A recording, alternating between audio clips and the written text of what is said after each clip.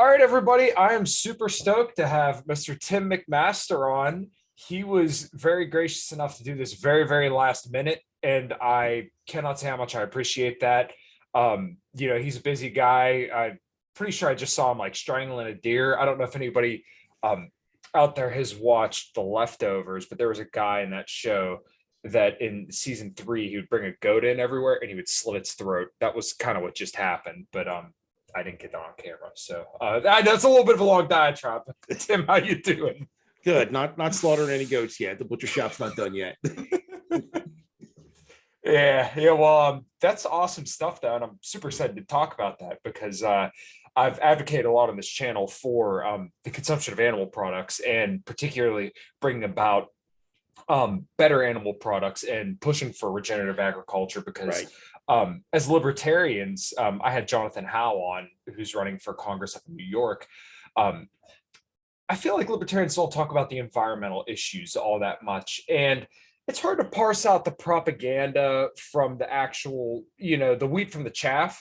Right. But I feel like this is an area where we can make a lot of headway. And I think you're doing that. So I guess we can hit on that first. Kind of give a brief introduction about how you got into this animal agriculture. So I got into this basically when I had kids, and I didn't like not knowing where the food that I was feeding my kids was coming from. So my wife and I, we made the choice, like, hey, we're going to start looking into this. And the more we started looking into it, the more I was like, I don't want to eat that shit. How could I feed that to my kids? So it started with just a little patch in the backyard, just a little garden, and like just the taste and the convenience of just walking out, picking something for dinner was awesome. Then we expanded that to like, well, let's get a couple of laying hens, because fresh eggs are phenomenal. And it kind of snowballed from there. I ran into a couple of regenerative farmers that are local to me here in York County, and sort of started picking their brain and seeing what they were doing how they were doing it, and seeing how much fun they were having doing it. And like how much better like their land was compared to other farms that I see. They're not putting any kind of petroleum-based products down as fertilizer. They're not using, like massive amounts of insecticide or herbicide. They're doing everything natural and balanced with nature. And being here in central Pennsylvania, we're, kind of the epicenter of the Chesapeake Bay watershed. So that's been constantly drilled into our heads for years and years and years about how, we need to take care of what we put on the land is eventually going to run off and it's going to go out into the Chesapeake. And so you kind of build in that mindset of like what I do here locally in my little patch of heaven that impacts a much wider area. And then we started raising chickens for eggs and for meat. I think at the peak of our production, we were processing on farm. Like we did everything on farm. We picked them up at the hatchery at day old, and they were on our farm until processing day, which was 8.5 to 10 weeks, depending. At the height of it, I think we were doing 150 birds a week. Oh, wow. So that's, you parse that out over the course of a season, which generally runs from May to about mid-October. We're doing a hell of a lot of birds. And then we found a really good deal on a couple of goats. And I had always heard about how goats were really good for kind of eating like the stuff in the pasture that like normal grazing animals don't. And in this area with our soil, we get a lot of like we call them jiggers. Those real tall things that get like the spiky things that get stuck on your shoes. Oh, right. On your pants, those things.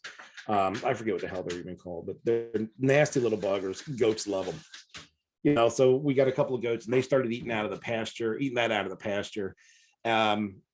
And then we sort of just really goat math kind of works that way. Like one goat is three goats is a herd of goats. A herd of goats is like way too many goats. Mm-hmm. And that's where we're at now. We have a herd of goats. It's way too many goats. Oh, geez. Yeah, I can imagine. Are goats like, my dogs are absolutely ridiculous, right? Like when I go to put my Doberman Australian Shepherd in his bed, he will literally attack me and he'll bite me, but it won't be a hard bite. So, he's playing. The Right. goats kind of have, like distinctive personalities amongst themselves. Oh yeah, absolutely. We have one that we've had for a while now. She's one of our older dairy goats. We call her my girlfriend. Every time I have like a rum and coke over the summer, which happens frequently over the summer. I'm going to be honest. I have We to live in give her some. Pennsylvania. It's fine. Yeah, I have to give her some, or she gets really pissed off. And she does this cool thing where, like, if you go up, you put your hand like on top of her head, she'll push against it. And then when you pull your hand away, she'll like go up on her back feet and like headbutt your hand. And she would do that so much, like my shoulder would start hurting, but she's playing, because if you turn your back on her, she just walks up to you and just starts rubbing your behind. The goats definitely have personalities. We have a bunch of the new ones that were born to be meat, but I'm thinking I'd really like to sell them as breeders or something, because they have so much personality and they're so friendly. Like, I really would hate to eat them. I mean, I still would, but I would really hate it. So we're trying to get them sold off to like 4-H kids or something, or some folks that want to start a herd, because they're super friendly. Like, if you go out and you sit down, like, you'll just be mobbed by these baby goats who just want to like sit on you and like rub on you, and they want you to pet them and rub between their their little horn butts. So they definitely have personalities. Huh. Yeah, well, you know what? I said a little bit earlier, I'm very for the consumption of animals, but Right. It's like, me personally, that's why I don't think I could own pigs. I don't think I could own goats, because I look at something like that and I'm like, I look at my dogs. I could not, even in like a doomsday scenario, I Am Legend kind of shit, I could not see doing that, just because I have such a close relationship with them. So, this is kind of where I tip my hat to vegans who do it for ethical reasons. It's tough, because I could see it in the way you talk about it. Yeah, like a lot of it is, you have to kind of be able to separate, like, okay, I'm going to be very, very nice to these animals, and we're going to raise them with integrity, and we're going to raise them with love, and they're not going to suffer or have a bad life. But at the end of the day, they're for food. Right. And it's honestly, I've always kind of taken the mindset of, like, just because we're going to eat them doesn't mean that the rest of their life has to be terrible. Right. Except for those last few minutes, every goat that we have out here on the farm has a great life. Right. Well, see, and I think a lot of people misunderstand this. Sorry about the dog. Oh, no, you're good. You're good. My dogs are downstairs killing each other. But I think a lot of people misunderstand this about farms, and I do believe that there is some mishandling of animals in some of these farms, but I believe that's like super minority. All the videos of ranchers I've seen, especially the grass-fed, grass-finished ones, I mean, these people love their animals, and even when they kill them, the way they do it is they use that gun and they put it right in their skull, and they're dead. Yeah, right. They're dead within, I think it's like a half a second. Yeah. So you got to think about the way that they would die in nature. I mean, the animals that would kill them would go for their organs first and eat them while they're still living. So it's not like this is a pretty way for them to go either way. Yeah, and people eat chickens, and there's an economic benefit to raising chickens. You never have to worry about chickens going extinct. Where some of these other animals that are protected, you have to worry about, like, was it the spotted titmouse or something that could potentially go extinct because there's no money in it and nobody's eating them. Right. And going back to your earlier point about the grass finished, the grass raised, what I kind of refer to as like integrity farming. If you ever look up a guy named Joel Salatin with Polyface Farms, I'm sure you've heard of him, you've read him. He is, quite honestly, he is like my Yoda. Like, I have all of his books. Every time he's on a podcast, I'm there in a heartbeat.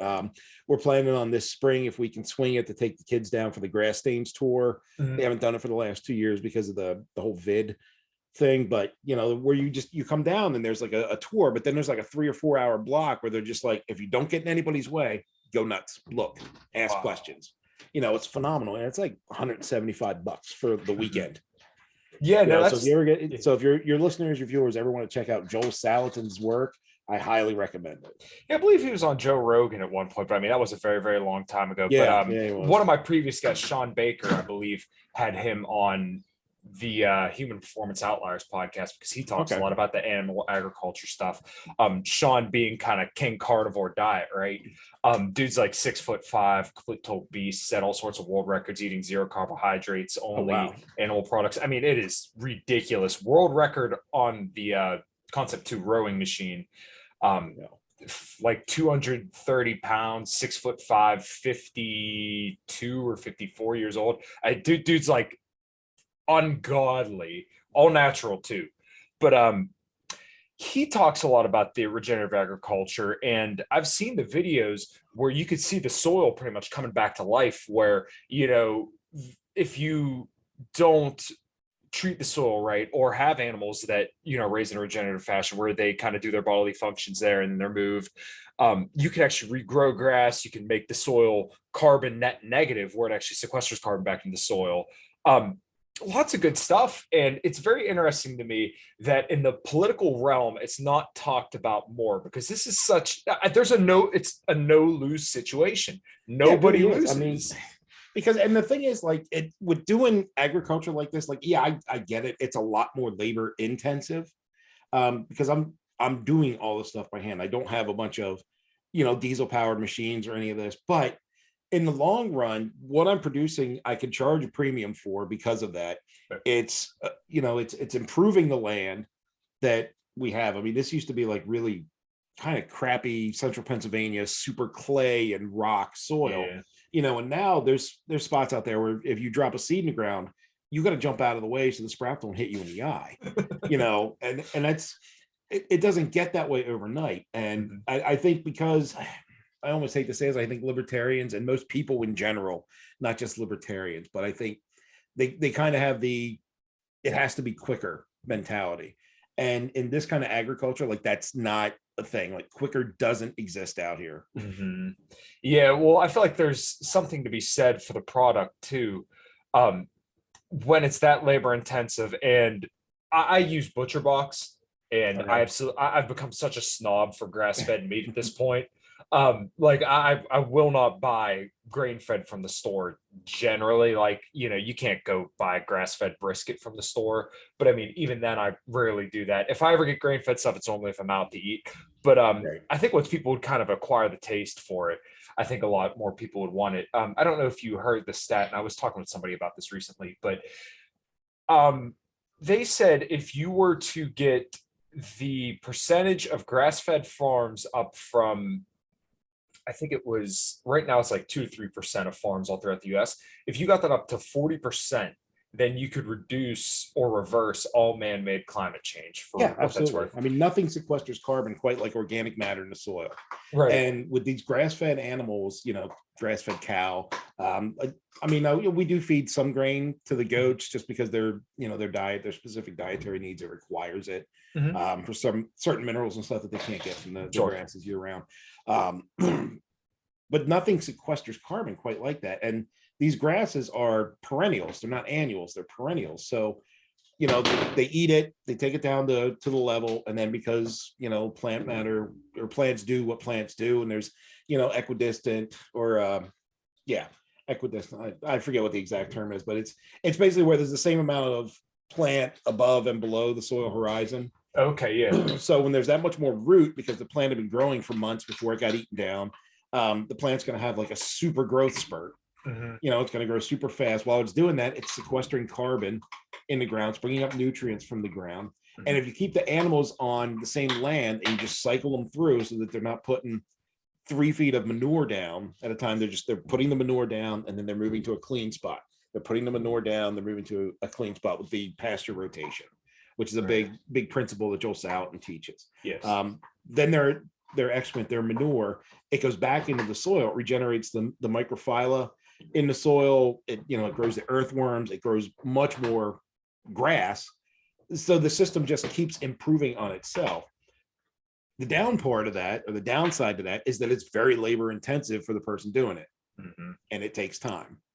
Right. And it's so funny to me that, once again, nobody really talks about this. And yeah, it may be more labor intensive, but if we really want to do something about climate change, and it is this disaster that we're being told, then why can we not do this? And the funniest thing to me for so long is that cows and, animals like that, not monogastric, but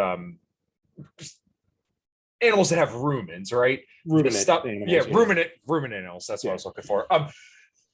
These animals have been around for probably millions of years. Oh yeah. Why is it now that all of a sudden they're a problem for the environment? Like, is no one thinking like, wait, like nothing's changed about these animals, but for some reason they're destroying the environment. Wouldn't that Yeah, happen way sooner? yeah, it's not the animals that have changed. It's our management of them that's Absolutely. changed. I look at like CAFOs, consolidated agricultural feeding operations. I look at these things, and these things are in fact the devil.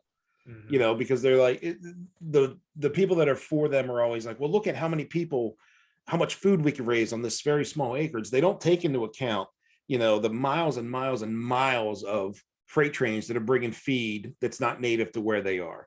They're not looking at the miles and miles and miles and tons and tons and tons of manure that's being generated in that small area that has to then be shipped out. They're not looking at the animal health, these animals up to their bellies in manure and urine, and how unhealthy that is. That's why there's all these super bugs now where you can't even take an antibiotic for something because anything that you would take it for is already resistant to it, because they're feeding the animals subtherapeutic antibiotics to keep them healthy because of the system that they're forcing them to live in.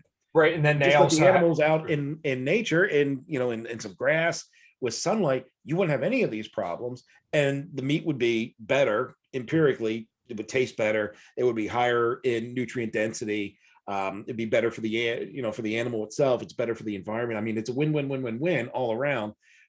But because a certain select few number of multinational conglomerates can't make money off of that, we're not doing it. Right. And that also goes back to, I think it was a bill that Thomas Massey had put forward. Let's say you had your own ranch. I couldn't go to you and say, hey, man, give me a New York strip, right?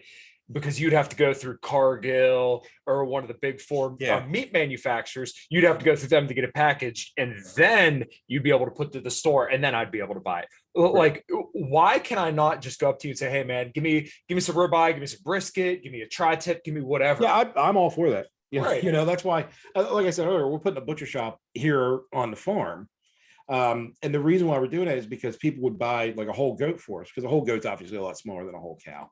So you buy a whole goat, you can get that into a small freezer, even if you have like a small freezer, really.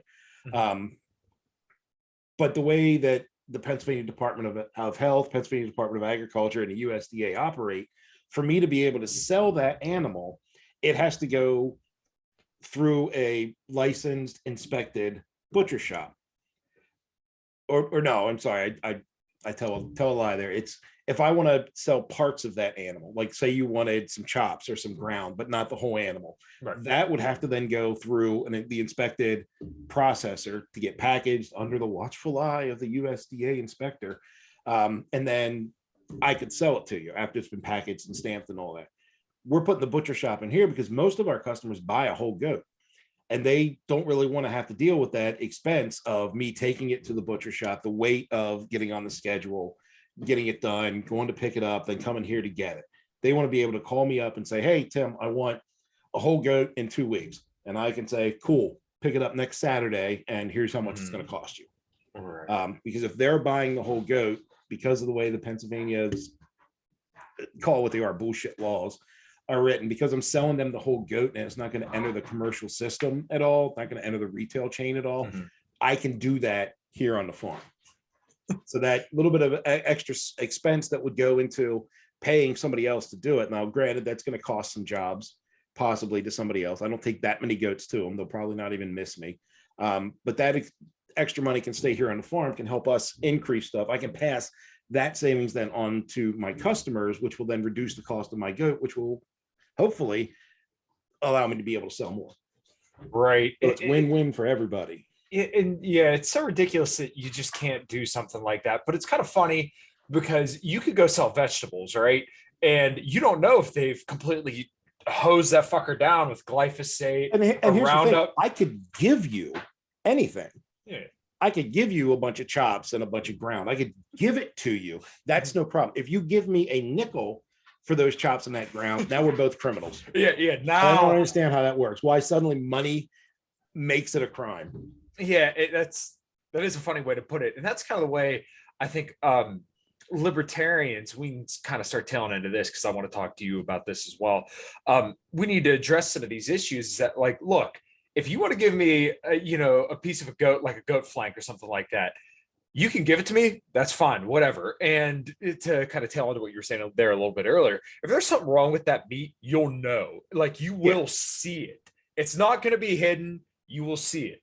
Same deal with like, but well, not the same deal, but with like vegetables and stuff on skin, they could spray that with glyphosate, Roundup, and you'll never Oh know. yeah. You may Any kind of like taste it. non-nutritive wax or anything, and you won't Yeah. know until you bite into it. And then what do you do? Right. But this is the way that I think we need to signal some of this stuff to people. Like, look, all I want to do is give you a steak, but if you give me a nickel for it, then now we just became criminals. Yeah. Why who cares? You know, if I give you a steak and it's a bad steak, you get sick, you can sue me, which is retarded. Just don't buy another steak for me if I make you sick. Tell all your friends Move not to on. buy steaks from me if they're horrible. Right. Yeah, but You more know, than and that's kind of how we addressed, you know, when we were doing the chickens here, because there was a small farm exemption. If we were under, I think 10,000 head of chicken a year, we didn't need to be inspected or anything, but the inspector could pay us a random visit. They never did, but they could. As if my goal was to sell somebody bad meat. Right. You know, like as if my goal was to like, give me money, I'm going to give you some shit that's going to make you sick, so you never come back and you tell all your friends how horrible I am. Like I don't understand why everybody's kind of they have. God, it's just so frustrating. Like I get a loss for words. Like I know people who are like, I would never buy an uninspected piece of meat, and I'm like, why? Do you understand that all the inspector really does is look at the fat content in the meat? They don't take like bacterial swabs. I mean, every case of salmonella from like the food system that I've ever heard of has been from the industrial food system. Right. And it's not because people are trying to make people sick, it's because they're trying to force so much stuff into the food chain that their practices are slipping. Yeah. You know, it's I read something a few years ago where they were finding like parts of salamanders and frogs in bags of salad, like the fresh spring mix salad shit. And it wasn't because, you know, they were unclean or anything. It's because the demand for it was so high that they were running the machine so fast they couldn't inspect it all. And they were just packaging it through. And I'm like, oh, that's Dole or whoever the big packaging company is. Yeah. And, you know, to dovetail off that, like nobody really eats locally anymore. So the reason why they were speeding up so much was because it was the middle of winter in the East and people still wanted their spring mix. Like, well, spring mix grows in spring. Why the hell do you need it in the winter? You should be eating seasonally and locally, but that's a whole nother diatribe I could get off on.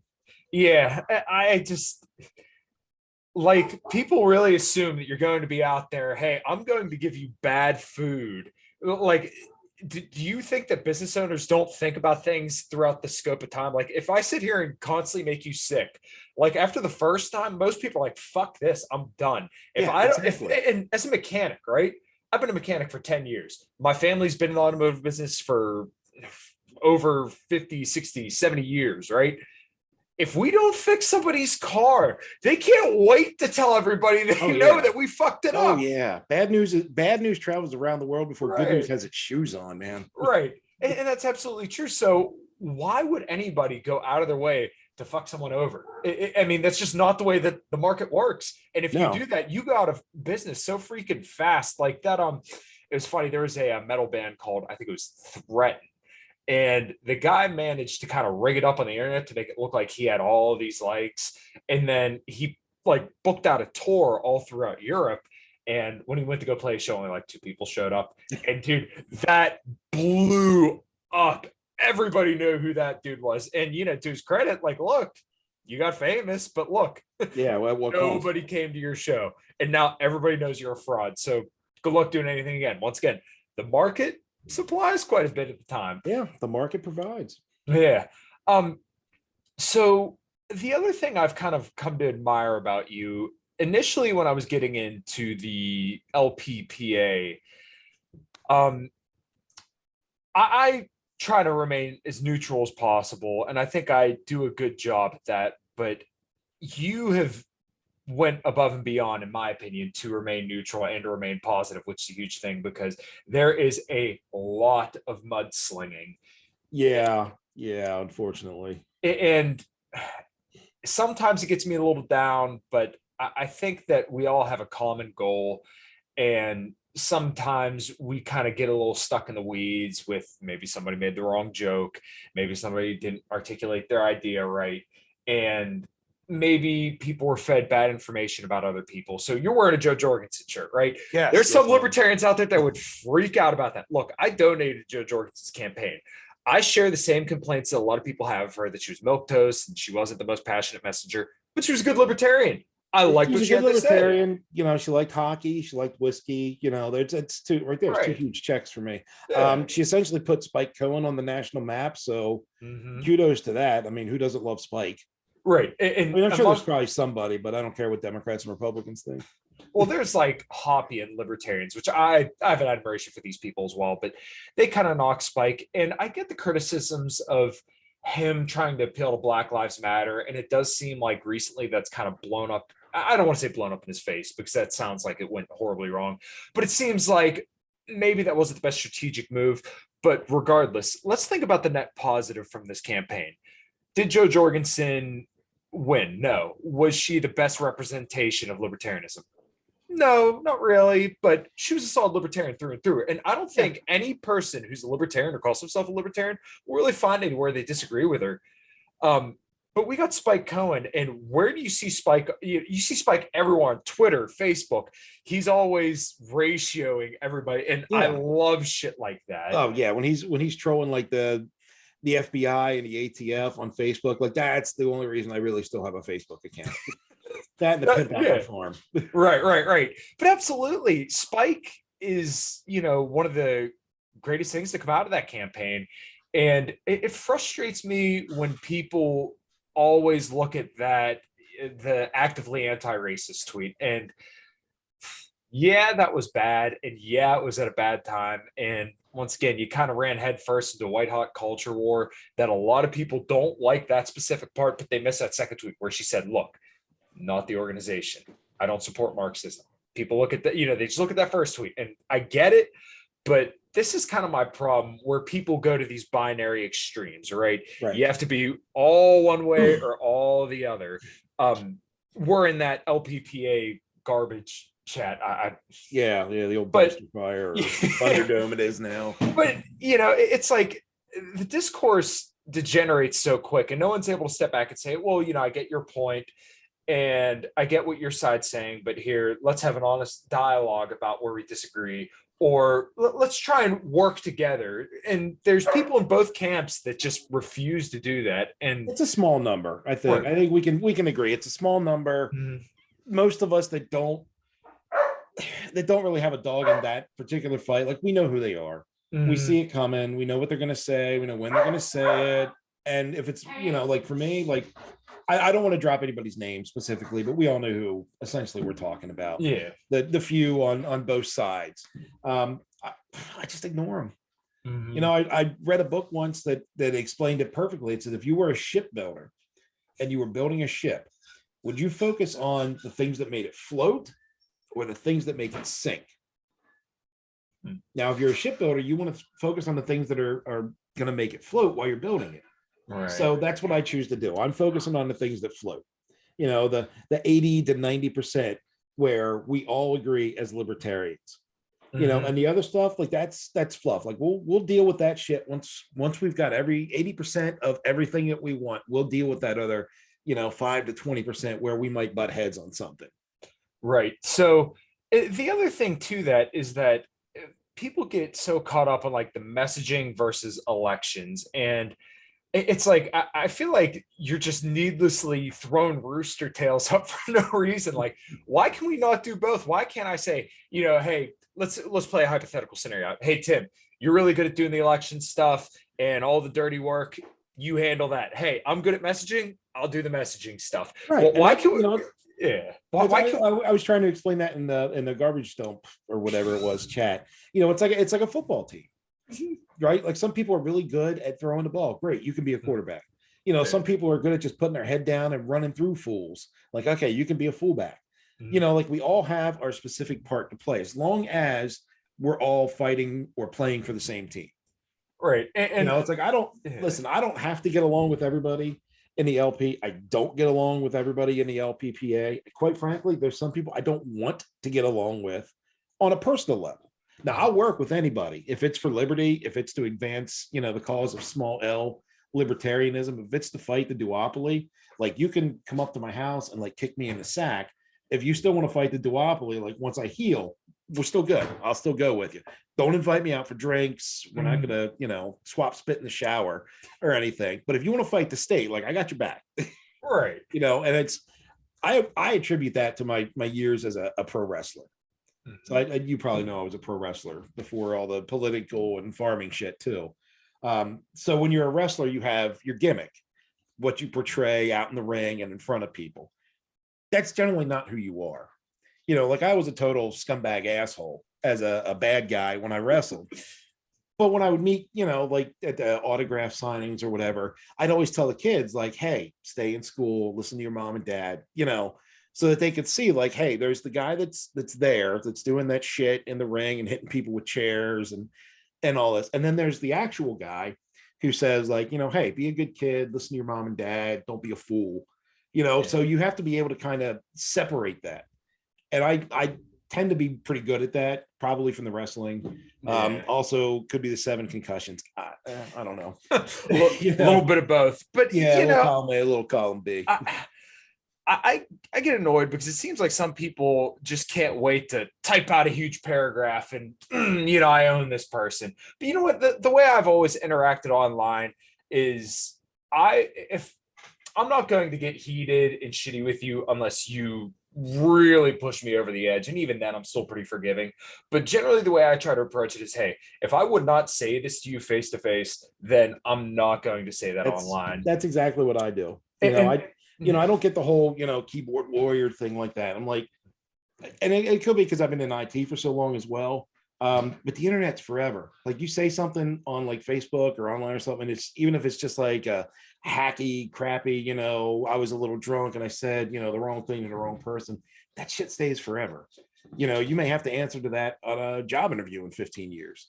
So I always kind of tend to err on the side of, like, if we're sitting at a bar together and I don't say it to your face, I ain't gonna type it. Right. And it could be the Gen Xer in me that I don't really consider like Facebook and that shit real life. So I don't know. I don't care that much about social media and getting into like flame wars and shit with people. Like, if you want to work towards liberty and you want to actually put in the work, like, we'll find something that we agree on and we'll work together on it. Yeah. And I feel like Twitter is like the greatest device to just bring out the absolute worst in everybody. And the Thunderdome chat, I feel like, kind of does the same thing. And sometimes there's civil discourse in there. Like, so we should dust on the convention, the whole convention deal. I get the frustration from both sides, and I feel like there was a lack of explanation, a lack of preparation, probably on everybody's part there. Yeah. But this whole bylaw thing, it seems like everybody kind of agrees that it's ridiculous, but at the same time, I feel like there are some people saying, unnecessarily ramping up the tensions and saying, hey, you were denied your right to vote. But it's like, look, I don't agree with their decision to do that, but Karen Ann Harlow's put it the best way. If you give a homeless man $15 every single day throughout the course of years and years and years, is he still entitled to that if one day you decide not to? No. I mean, did you build up an expectation, and would you be shocked if he was like surprised that you didn't give him $15? Yeah, but once again, he's not entitled to your money.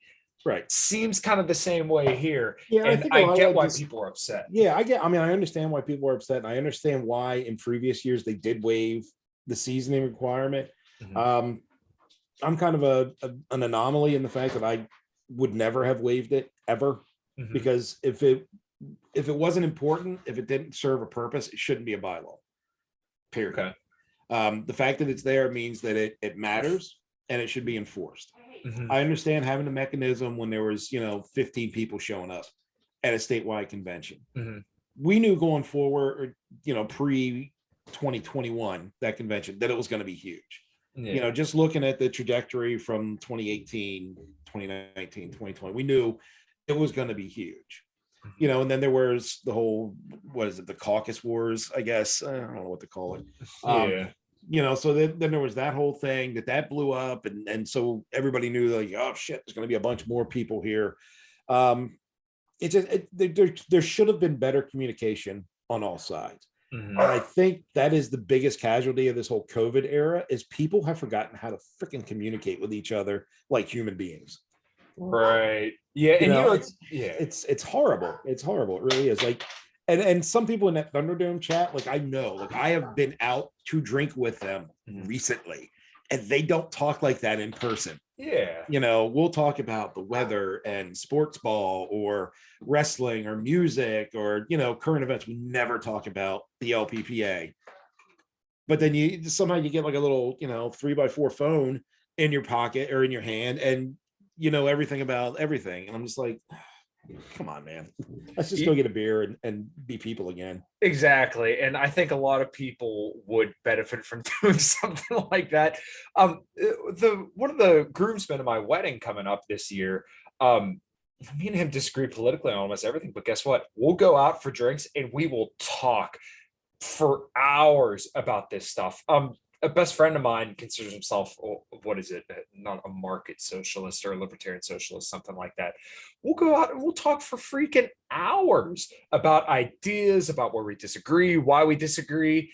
And we don't end up calling each other assholes by the end of it. Hey man, this is a good breakfast. Let's go do it again sometime. Yeah. And it seems like nobody can disagree without being disagreeable anymore. It's like, I would much rather have a conversation with somebody that I disagree with them on something, and figure out why do we disagree? Am I wrong? Are they wrong? Are we both wrong? Is there some, or are we both a little bit right? How can we come together and maybe make this situation better for all of us? I would much rather do that than somebody that is just an echo chamber. Like, hey, do you believe that? Yeah, so do I. Yay, us. That's that's boring.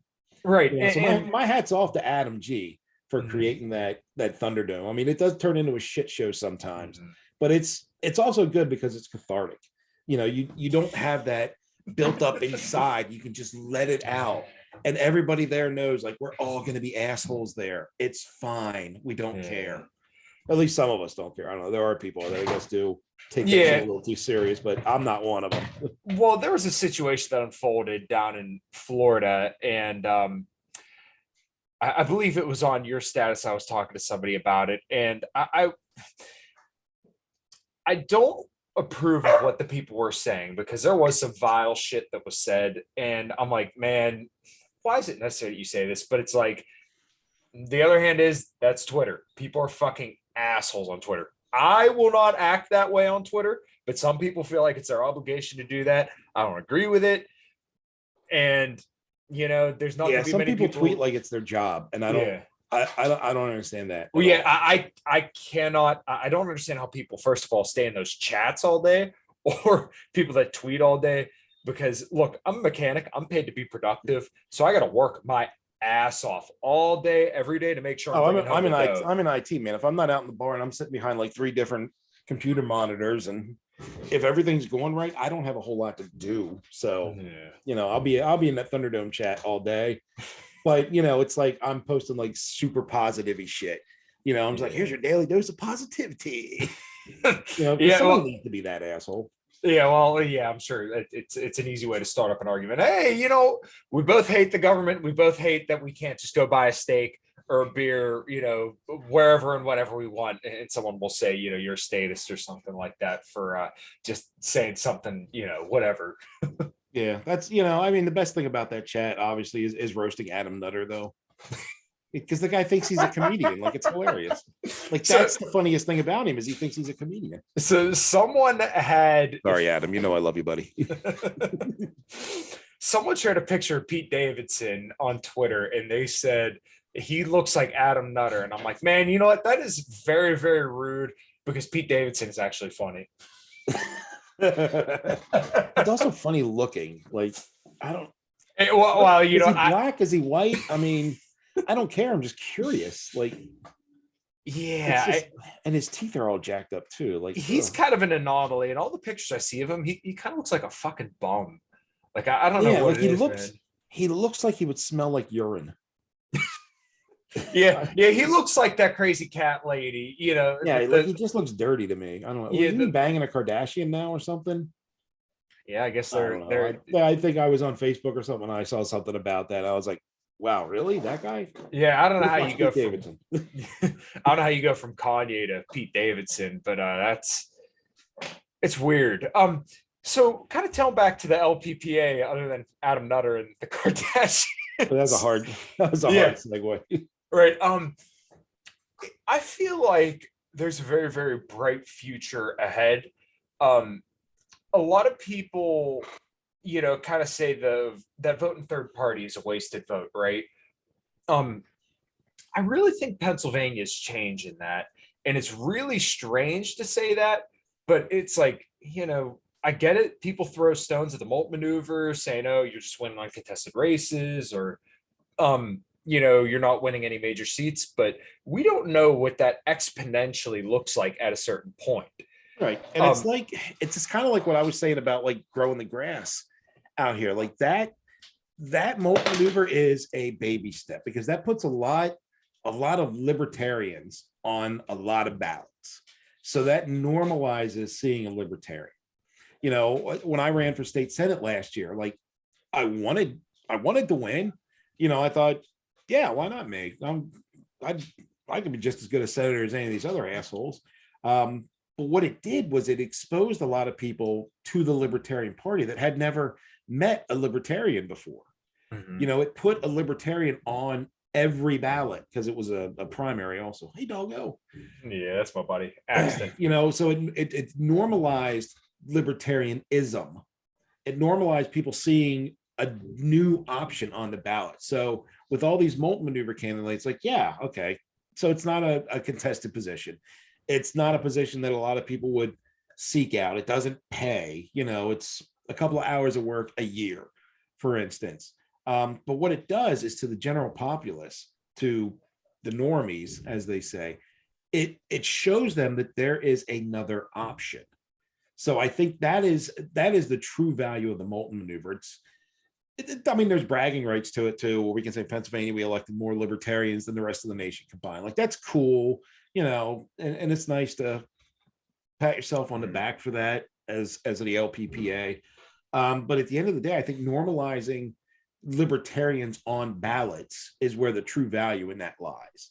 And that's something that I kind of want to focus on. Like I'm not going to be on a ballot this year, but I'm going to be helping a lot of other people get on Mhm. ballots that are on ballots, that are running contested races to get out there and speak for them.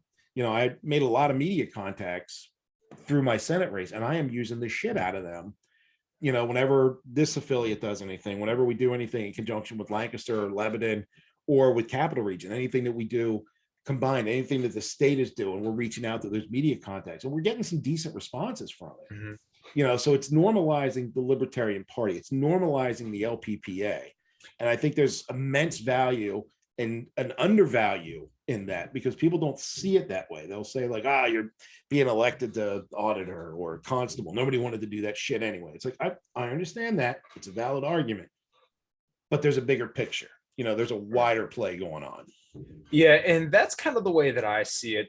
And like I said, there's arguments both ways, but once again, we don't know necessarily what the future holds. So if this Molt maneuver works out and you get a bunch of people in these, small seats, then now once again you have a bunch of people that are recognized libertarians who are leaders in their community.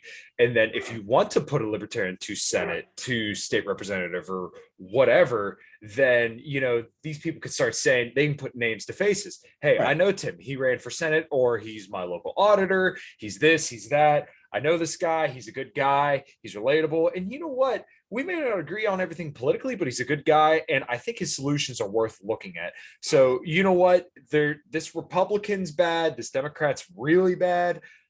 Let's throw the vote to the L. Yeah. Do you take the evil that you know or the evil Mhm. that you don't know? I mean, and that's what I ran up against with my race was because it was such a freaking red district. Mhm. Like and I saw the potential new redistricting maps. So I don't know if you're familiar with the shape of the 48th district here, but it's all of Lebanon County and then like a lower southern sliver of Dauphin County and then like a sliver of eastern York County. I'm in that sliver of Eastern New York. And I guess it pissed off the Republicans so much that they had to actually come over here and try to work for votes, that they've actually now shifted the entire district to the east. Oh, wow. And that my part of the York County and the Dauphin County part of the 48th district are no longer in the 48th district. Wow. You know, and I'm like, I don't know if I should take credit for that or if I should feel horrible about that. Well, so I have a friend who's been on this podcast twice, Shane. He was hosting an event down in Verona, which is about 45 minutes away from me in Allegheny County. And there were mostly Republican people there, and there were a couple guys running for governor, and I can't remember what else they were running for, but I brought this up a lot on here as well. Some of these Republicans, it's like they're no different than, you know, social justice warriors in some cases, because we were reading this card and it literally said, we will persecute people who attack police as a hate crime. So if you attack a cop, it's a hate crime. It's like, okay. And then they said, we will treat cancel culture as harassment. And I'm like, you're using like liberal means, you know, left-wing terms and means to get to Republican ends. Different wing, same bird. Right. Don't play that game. Like, if you want to be a Republican, be an outspoken, good, principled Republican. You know, Thomas Massey, Rand Paul. These guys are good Republicans. Be like them. Be unafraid and speak about the values that you find in the Republican Party. Don't just try to be, you know, the opposite of whatever the left is. And for libertarians, let's speak libertarian stuff. Let's talk about individuality. Let's talk about free markets. Let's talk about the rugged individualism. Let's talk about things that, you know, that motivate me and, you know, make me want to get out there and talk to people about these values. But, you know, if you just want to try and be the same thing as the other guys, except for, you know, mad lib it to sound like Donald Trump saying it, then why should I care about you? Why should I support you? Yeah, I mean, at that point, there's no difference between Democrats and Republicans. Right. You know, it's like, oh, well, one says the sky is blue, or one says the sky is red, the other one says the sky is green. Guess what? They're both wrong. You know, it doesn't matter if this, well, you're saying that it's a different color and I like that color better, so I'm on your team. Like, it's all bullshit. Like, you know, I think the vast majority of people are more libertarian than they let on. They're scared by the word libertarian. Mm-hmm. And that falls back to the Molten maneuver we were discussing, you know, where if you start normalizing libertarian, capital L, more people will realize that they are in fact libertarian, small L. Mm-hmm. Yeah. And it kind of frustrates me when there are some people who I don't necessarily consider perfectly libertarian. Like, you got someone like Larry Elder, right, who advocates for war and is essentially a neocon, right? You know, for all the foreign intervention and for all the trade wars, and then he'll call himself a libertarian. And it's funny because they want to appeal to us, you know, by calling themselves a libertarian, but it's like, you don't represent these values. Right. So I don't care. You just said you're okay with slaughtering millions of children over in the Middle East for arms sales. Right. I can't get down with that, man. You're not a libertarian. Yeah, it's frustrating. I mean, they're co-opting our language because we're not doing a good enough job getting it out there. Right. And I completely agree with that. And to bring it back to some of those Hoppian libertarians where they really focus on the right wing thing, and I have like mixed feelings about this, and there's still a lot I don't know about that particular sect of libertarians. It's almost like, from what I read of them, is that they kind of they're okay with letting go of the word libertarian, right? To kind of paint another scenario, Brett Weinstein had mentioned, oh, I see these libertarians, they're advocating for vaccine mandates and all this ridiculous stuff that most libertarians don't advocate for. Most of the people of the liberty movement do not advocate for. And it's annoying when you see these people kind of take a straw man of what a libertarian is and say, look, that's all of libertarianism. We don't want that. It's almost like a grift because you're trying to put that down as a viable option just so that way you can prop up something else in its place, right? You could say, oh, well, look, you know, they're not fighting this, so the Republicans have to be better, right? Well, it's sort of like the Overton window, you know, like you say that your opponent is so ridiculously crazy, outlandish, three heads is from Mars, so that when you say like, oh, the pyramids were built by aliens, you sound sane by comparison. Yeah. So I think it would behoove libertarians to really kind of focus on our message of just being libertarian, instead of trying to say we're going to appeal to this group or we're going to appeal to that group. It's like, no, we just need to be us, and what happens happens. If some Republicans like it and they want to join in, awesome, very helpful. If some Democrats like it and they want to join in, awesome, help it, great, happy to have you. Where we need to focus though is like the vast, I guess, unwashed middle, those independents, those non-voters who are just like, the whole thing sucks and I'm not partaking in it, fuck them all. Those are the people where we need to reach out and say, hey, you know what, you have a place here. Here's what we believe. Smaller limited government, taxation when it's extremely necessary is still evil. No foreign wars, don't kill people, hurt people, or break their stuff. That's simple. That's shit you learned in kindergarten. I think it's very sellable to people, and I really do think that you need to kind of get to that, once again, that unwashed middle. And political tensions are so high right now, and it's frustrating because people feel like they can't go for that third party option, but I really think that's changing. And I really think they say that every cycle though. Right.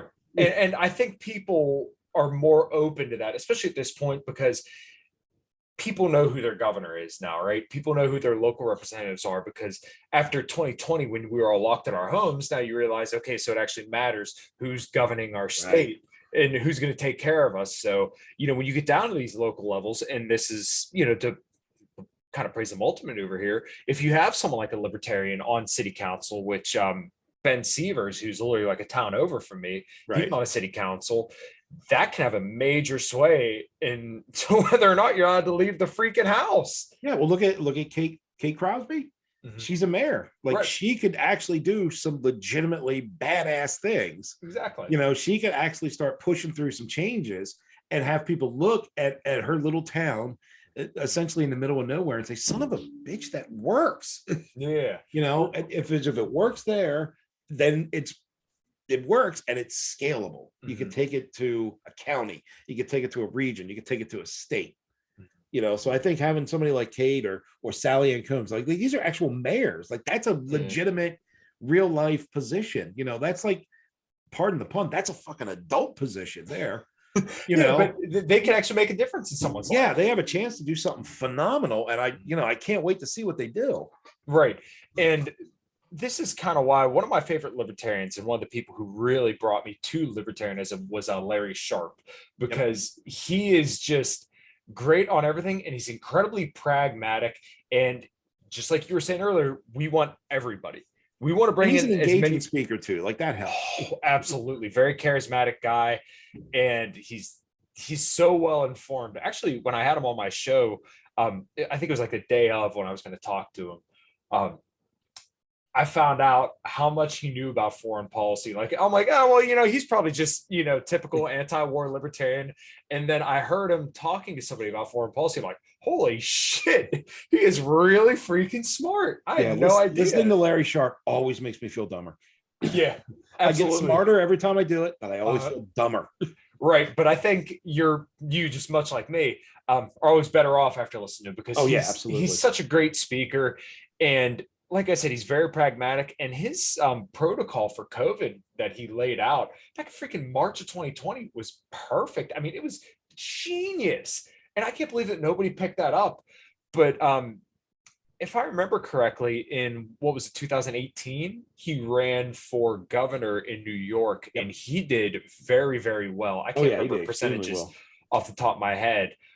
That's very encouraging. And especially after how horrible New York has become these last 2 years, it's almost, I don't want to say he's going to win, but I mean, he's got a very strong possibility. Right. Because people are so dissatisfied with how, not Newsom, whatever the hell his name is, your king, Cuomo, that's it. How they handle New York. I think they're really open to someone like that because Larry's like, dude, I just want to stop the bleeding. I want to get people to stop leaving. Let's make this a little bit better.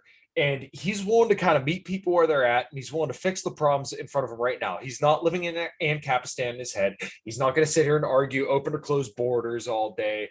He's not, on Twitter tweeting at people angrily. Yeah, you have to focus on the problems that are in front of you. Right. I had people that were asking me when I was running for the Senate thing last year, like, were asking me like where I stood on this and that. And I'm like, I don't care. Not that I don't care, but it has nothing to do with the 48th district of Pennsylvania. So I'm not focusing on it. Like yes, I want to see Trump's pardon Snowden, but that doesn't have any impact on what's going on in the 48th district. Ask me about something in the 48th district. And that's where I think Larry really shines, is like he can hyper focus like a freaking laser on what's directly in front of New York and and make sense about it and say it in a way that people will understand it. Like, you don't need to be like a policy wonk to understand what he's saying. Like, he says it in real live terms without speaking down to you. Right. And I remember when reparations were kind of being floated out, and this is going to be a hot button topic, but he, I can't remember his exact plan, but he kind of laid out a plan of how it would work. And everybody was like jumping on him about it. He's like, look, I don't like it either, but here's how we can do it. Like, that dude is willing to take a stance on just about anything and lay out a solution for it. And I really think after these last couple of years, libertarians need to start kind of looking to him and the way that he does things and the way that he plans to do things, and kind of say, well, maybe we should kind of gravitate more towards his style of like, look, the average person does not care about Libertarian Party infighting, as he always says. They don't care about beefs on Twitter. They don't care about these debates. Do I like these debates? Yes. Do I care about all this stuff? Yes. But the average person, they feel inflation.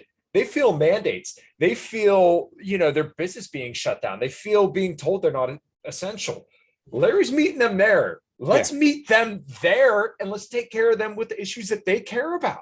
Yeah, and that's the messaging that I love, is when you have like actionable, practicable solutions. If you just say like, this is a problem, that's a problem, that's a problem. It's like, great, thanks, Captain Obvious. We all know taxation sucks. How are we going to pay for these things, reduce spending, and lower taxes? Show me a solution, and let's work towards that. Absolutely. And that's one thing Larry does phenomenally well. I kind of wish, I don't wish I lived in New York, but I do wish I could vote for him. Maybe I'll write him in. Yeah, well, we could say we wish Larry lived here, but I don't foresee him leaving New York. He's a lifer there, and absolutely, God bless him. And I think he definitely has a good shot this time around. If he did exceedingly well the first time around, and the second time, especially after 2020 and 2021, I definitely think people are open to it. I do think the Libertarian Party is getting more and more notoriety, some of it good, some of it bad, but I definitely think that we're becoming more of a force. We're a thorn in their side at this moment. That's why some of these things are getting a little bit more probably pressed than maybe they should, like with the infighting and stuff. Like, honestly, I could probably count on 10 fingers the number of people who are enjoying the infighting in this party. And you probably have the same 10 people in mind as well. Outside of this kind of libertarian LPPA bubble, no one gives a shit. They feel how much it costs them to put gas in their car. They feel like every goddamn pothole excuse me, on the road, they feel that because the state's so inept at fixing the roads that they tax us out the ass for. So that we need solutions. We don't need bickering. Yeah, and that was kind of my whole point in this whole LPPA thing, is like, look, nobody cares about this infighting stuff. Nobody cares. If you go up to just some random person on the street and say, oh my God, can you believe what this person from the Libertarian Party of Pennsylvania said? They're going to say, what? I do not care. A lot of it can be even more granular than that. If you just walk up to some random person on the street, it's like, do you believe what this caucus said about this other caucus? They're going to look at you and be like, what the fuck is a caucus? I thought that shit only happened in Iowa. Yeah, like literally nobody cares. Tim, you have been awesome. You were very, very generous with your time, and I really, really appreciate you coming on at such last notice. Let everybody know where they can find you, where they can support you, and anything cool you got coming up. Well, it's winter, so there's not a whole lot coming up, but will this snow? Yeah, well, around here it's mostly mud. Yeah. Yeah, it snows and then it melts and then I have mud. Yeah. So the website is foxwoodrunfarm.com. We have pictures of the goats that we have for sale, prices of meat, all that noise, how to water. But if you're not in central Pennsylvania, within like maybe a 40-minute drive of York, it's probably not going to matter too much to you. But we are putting up a butcher shop, an on-site butcher shop here. So if you'd like to contribute to that, we have a Patreon page, even though I think Patreon kind of sucks, but they were quick and easy to set up. Just patreon.com/Foxwood if you want to donate a couple of bucks here or there. We have a YouTube channel as well that's linked up on all the socials or everything. But more importantly than that, I think everybody should go out and join lppa.org/join. Become a member of the LPPA. It helps the party out, it helps the candidates out, and it'll help you get your voices heard. Not at this coming convention, but at the next one, maybe. Right. Well, I'm glad you said that because I could already hear some people screaming in the background. Yeah. Or wait till the day after the convention to join lppa.org. I don't care. Yeah, well, is what it is. And And I seek out definitely your local affiliates. They need your help more than anything. absolutely go door knock and help all those hardworking libertarians out there because we definitely need the help. And I'm very, very glad to see that Pennsylvania is starting to look a little bit more yellow rather than just strictly blue. Yeah, you don't need to settle for red and blue. You deserve gold, baby. I like it. I like it. Well, Tim, we'll end it here. Once again, thank you for your time. Thank you. Oh, thanks for having me. I had a blast. Yeah, of course. So did I. All right. Well, until next time, everybody, this was In Liberty and Health.